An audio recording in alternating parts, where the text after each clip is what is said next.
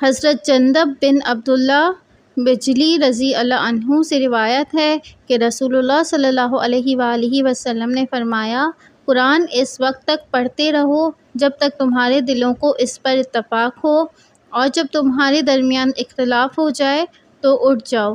صحیح مسلم حدیث 2276۔ سیدنا عائشہ رضی اللہ عنہ سے روایت ہے کہ رسول اللہ صلی اللہ علیہ وآلہ وسلم نے ارشاد فرمایا، اللہ کا سب سے ناپسندیدہ آدمی وہ ہے جو سخت جھگڑنے والا ہو۔ صحیح مسلم حدیث نمبر 2279۔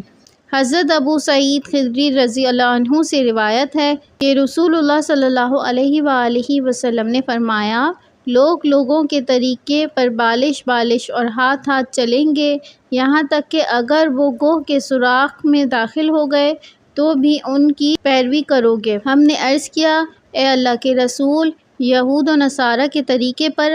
آپ صلی اللہ علیہ وآلہ وسلم نے فرمایا، اور کون؟ حضرت انس بن مالک رضی اللہ عنہ روایت ہے کہ انہوں نے کہا کہ میں تمہیں ایسی حدیث نہ بیان کروں جسے میں نے رسول اللہ صلی اللہ علیہ وآلہ وسلم سے سنا، اور میرے بعد تمہیں کوئی بھی آپ صلی اللہ علیہ وآلہ وسلم سے سنی ہوئی حدیث روایت نہ کرے گا۔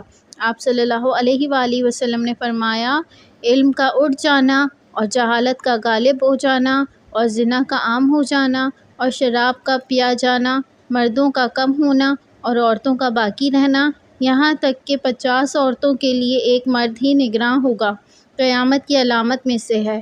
صحیح مسلم حدیث 2285۔